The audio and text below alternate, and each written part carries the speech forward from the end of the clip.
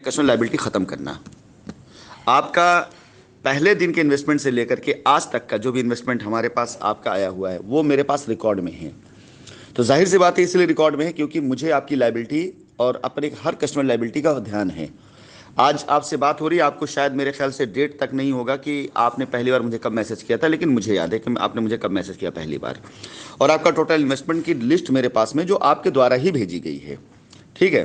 और आपने ही मुझे इस लिस्ट को प्रोवाइड कराया है जिसको जी वेरीफाई सर, करने। आपने मांगा था। जी सर, हाँ। आपने मुझसे मांगा था कि जो भी कस्टमर है अपनी डिटेल मुझे शेयर जी। करेंगे तब मैं ये करूंगा, क्योंकि मैं जेन्युइन हूँ। मेरे पास टोटल ट्रांजेक्शन मेरा जितना भी है ऑनलाइन ट्रांसफर अमाउंट है, और देखिए अमाउंट का राइट राइट राइट, वो सारा आपका जेन्युइन आया है, आईएमपीएस नंबर के साथ में आया है पूरी तरीके से।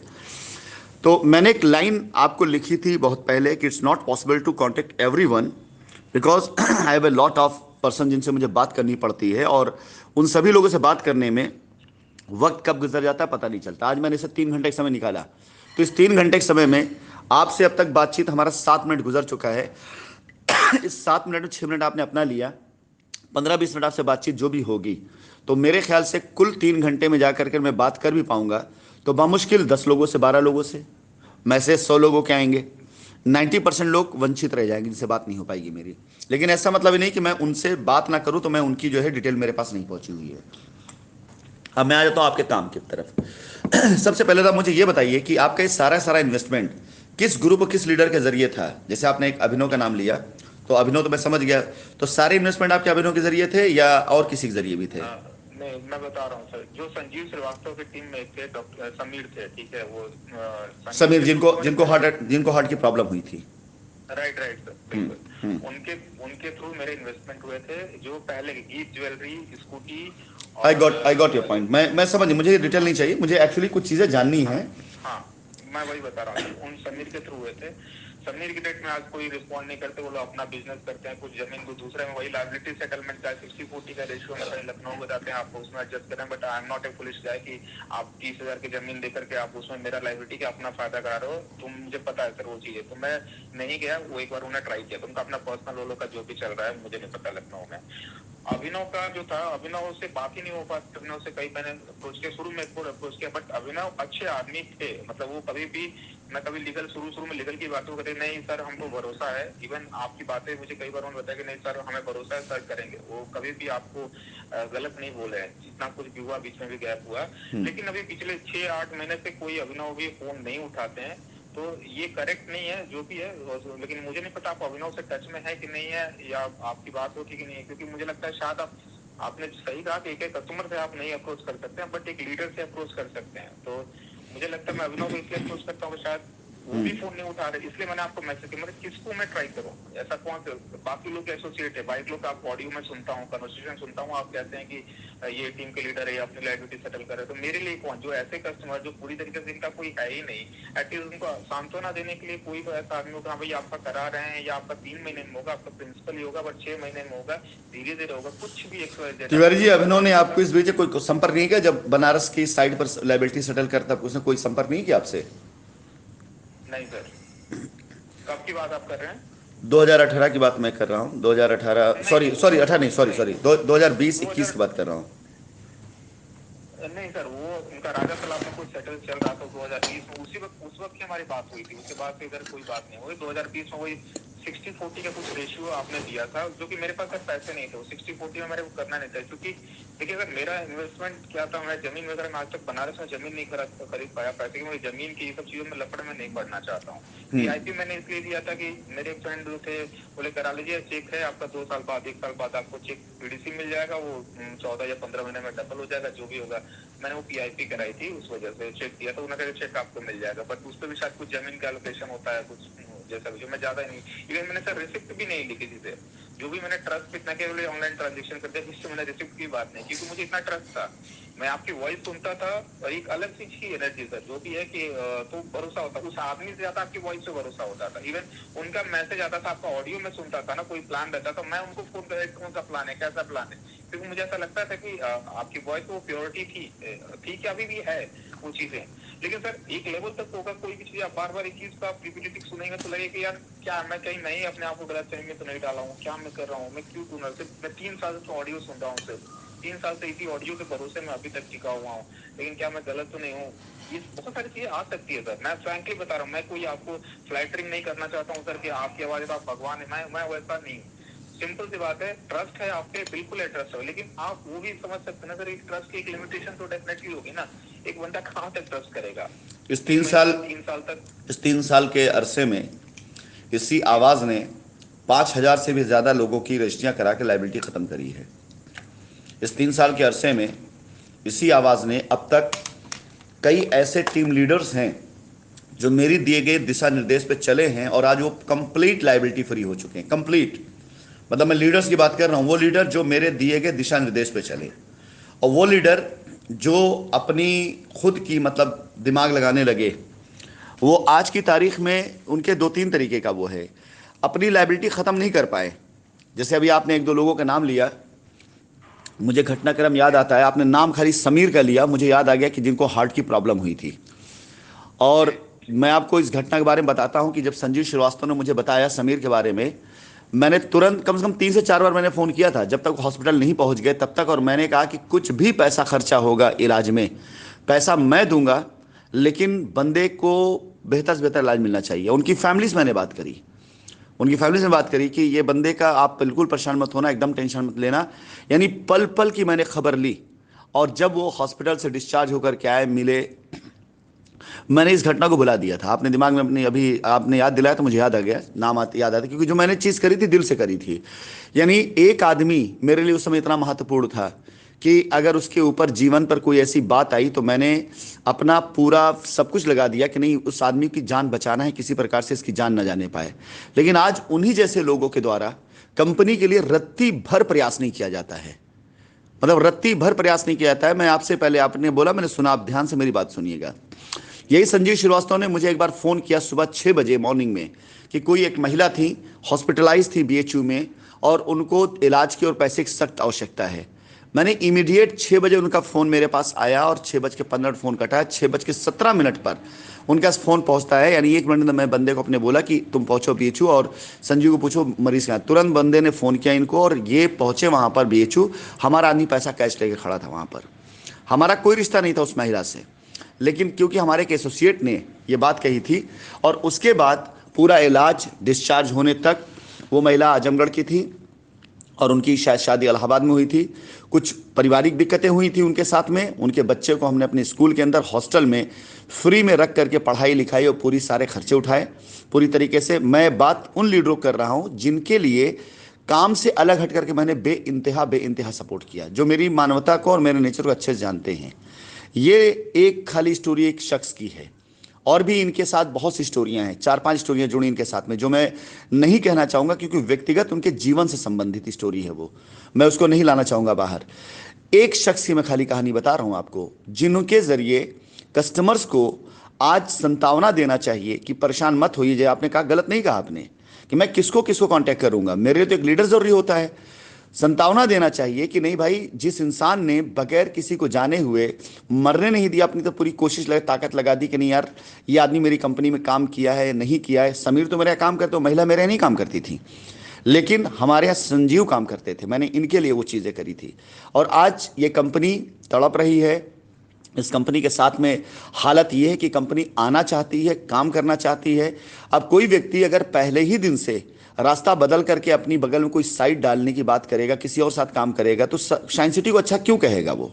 जाहिर सी बात है कि अगर आप लखनऊ में या किसी और साइट प्रमोट करने लग जाएंगे तो आपका माल तभी बिकेगा जब आप शाइन सिटी को गालियां देंगे।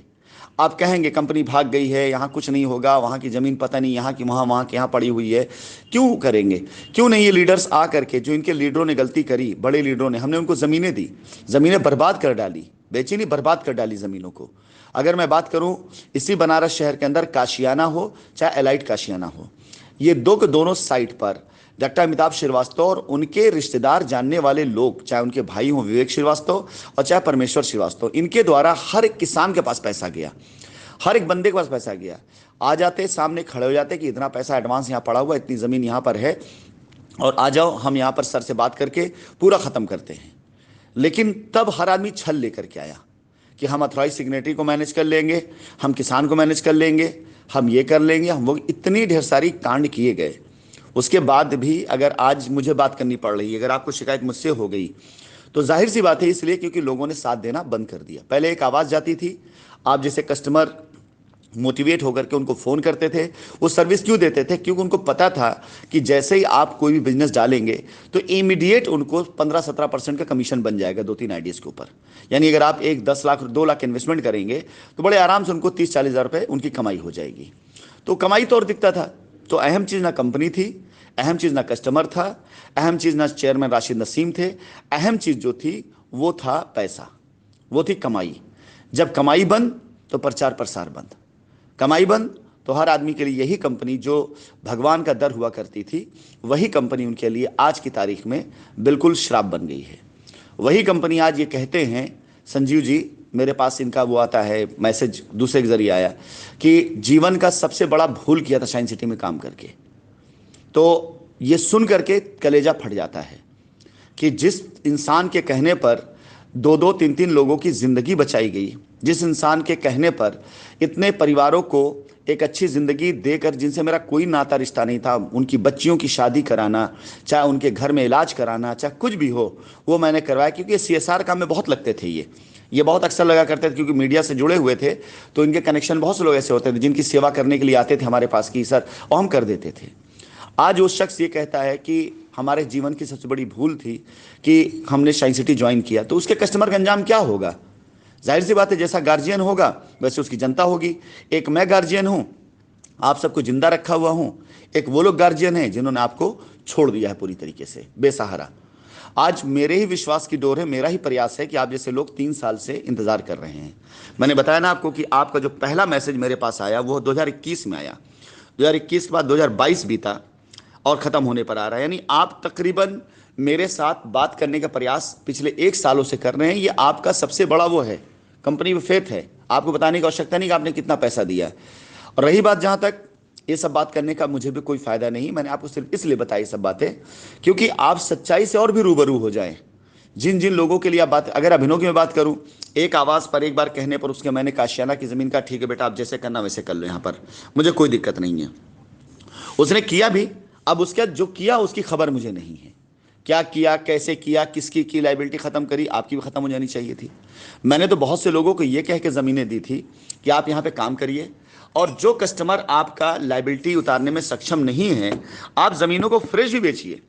फ्रेश ज़मीन बेच करके आप लाइबिलिटी वाले पैसे को आप लेकर, मतलब उसे कुछ कैश वापस कर दीजिए।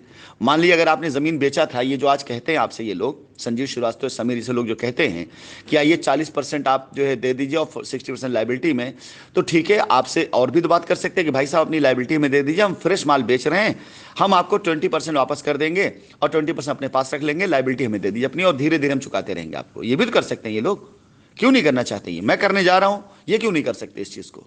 मैं ऐसी टीम बना रहा हूं जिस टीम के साथ हम ऐसे रास्ते निकालने जा रहे हैं जो लोग अपनी लाइबिलिटी में पैसा नहीं दे सकते, उनके लिए कोई रास्ता निकाला जाए, उनके लिए कुछ ऐसा मैं करने जा रहा हूं। तो ये क्यों नहीं कर सकते अगर बहुत बड़े कंपनी के या अपने कस्टमर के हमदर्द हैं तो ये सब तिवारी जी, सब चीज़ें जो हैं वो इस प्रकार की आज नहीं है कि इनके ऊपर मैं आक्रोशित होकर के कोई एक्शन ले सकूं।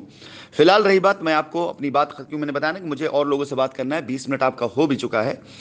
मैं आपको सिर्फ ये कहना चाहूँगा कि जो आपकी लाइबिलिटी का वो है, अगर आप किसी भी प्रकार से प्लॉट पे इंटरेस्टेड होंगे तो मैं तो इमीडिएट तत्काल में आपके लिए कुछ ना कुछ कर सकता हूं। लेकिन अगर आप प्लॉट पे नहीं जा सकते हैं तो इंतज़ार कर लीजिए, 2-3 महीने करने पड़ेंगे इंतज़ार, और कोई रास्ता ही नहीं। आप लीगल जाएंगे तो ये 2-3 महीने 3 साल में बदल जाएंगे, और आप लीगल नहीं जाएंगे तो 2-3 महीने के अंदर अंदर में हम आपसे मैं लीगल कोई शौक या नहीं जाता है सर, और खास करके मेरे जैसा आदमी कौन जाना चाहता है सर लीगल में? इवन लीगल के लिए कई लोग मुझे अप्रोच करते हैं, मैसेज करते हैं आप जाओ ये करो, कौन जाना चाहता है सर? चाहता है हर कोई कि मैं आपसे, देखिए आपने अपना ओपनिंग स्टेटमेंट आपका था, क्लोजिंग मेरा होने दें।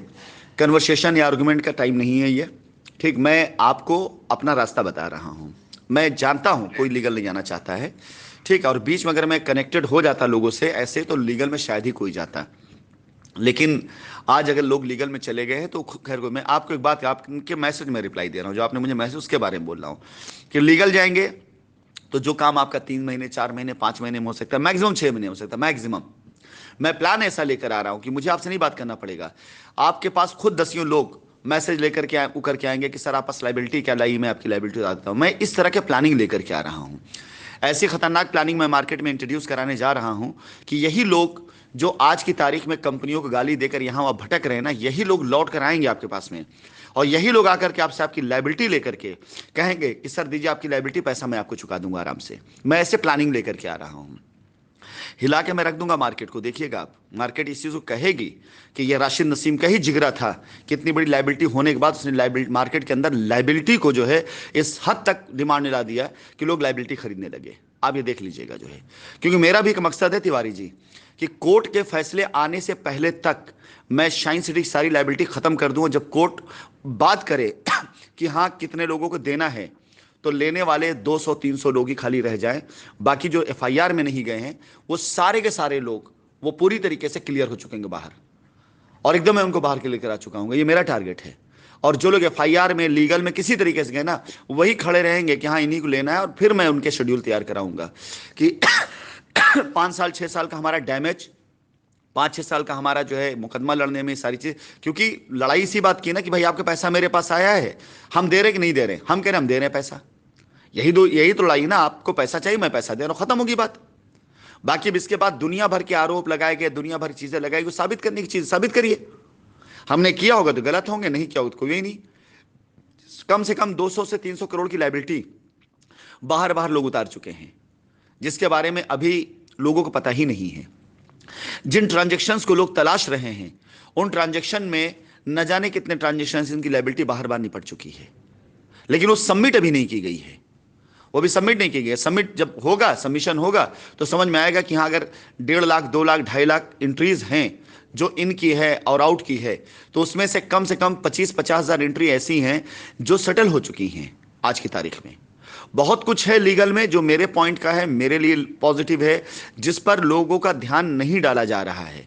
अगर उधर लोगों का ध्यान चला जाए ना, तो सारे लोग पॉजिटिव हो जाएंगे और कंपनी साथ खड़े हो जाएंगे। जिस दिन लोग कंपनी साथ खड़े हो गए ना, उस दिन मैं सबको उसके हिसाब से रास्ता दे दूंगा, उसके साथ रास्ता दूंगा। तो आपके लिए भी मैं यही कहना चाहूंगा, अगर आपको किसी भी तरह से प्लॉट स्लॉट में इंटरेस्टेड होगा कि आपको लगे भाई कहीं प्लॉट हो जाए आपका, आपकी फैमिली का, आपका परिवार के लिए, तो इंतजार करिएगा।